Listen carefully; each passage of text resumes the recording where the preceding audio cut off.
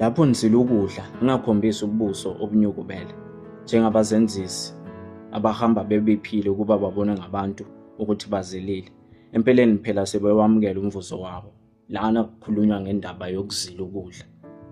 Uma uzilile abunyukubalisi ubuso bakho ukuthi bakubone abantu ukuthi uzilile, kodwa uzila ugeze kahle, uzigcobe, ube kahle nje impela. Kodwa uNkulunkulu osekhaya ezulwini kube nguye okwaziyo ukuthi cha, mntanami ufuna mina kunasi isikhathi. Asimemezeli ukuthi hayi namuhla ngizilile, namuhla ningizi, namuhla kwenzakalani, kodwa uyathula phambi kaNkulunkulu u-announce kuye ukuthi Nkosi ngiza kuwe kunasi isikhathi.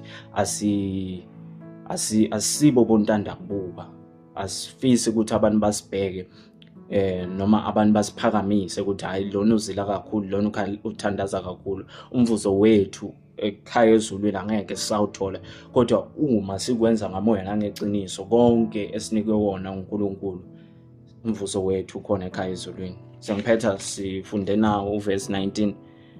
Ningacongeleli ingcebo lapha emhlabeni lapho kukhona inundu nokugcwala okungayidla, khona namasela agcekeza ebe.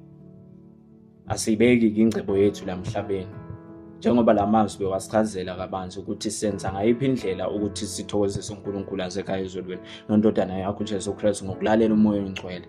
Kunase isikhathi-ke sengiphetha nganali izwi elibalekile lithi singayibeki ingcebo yethu lapha emhlabeni kodwa siyibeke ekhaya ezulwini, lapho kungeke kube khona amasela, lapho kungeke kube khona nokugcwala nokona nako konke okumelene nentando kaNkulunkulu. Kodwa la emhlabeni siyazi ukuthi amasela akhona, siyazi ukuthi izinto zikhona ezimelana nentando kaNkulunkulu, kodwa uma ubheka ekhaya ezulwini ufocus impilo yakho, umthandazo wakho, konke ukubhekisa kuyo Baba, amasela angeke akhona ukugweba. Njengoba sazi ukuthi uSathane ngaso sonke isikhathi into akayifisayo ukuthi athathe ukukholwa kwethu eNkosini uJesu.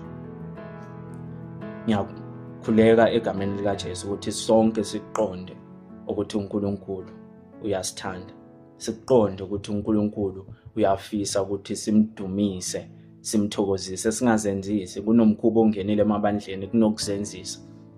Abantu bayazenzisa, abantu abasakwazi ukulalela moya oyingcwele, abantu abasazi ukuthi simkhonza njani uNkulunkulu. Uma thithula uyathula, uma thi khuluma uyakhuluma, uma thi dumisa uyadumisa, ulalela yena. Asenzi nje ngama feelings ukuthi I feel like doing this, kodwa ngaso sonke isikhathi kumele sidumise uNkulunkulu. Udumo malube kuye. Amen.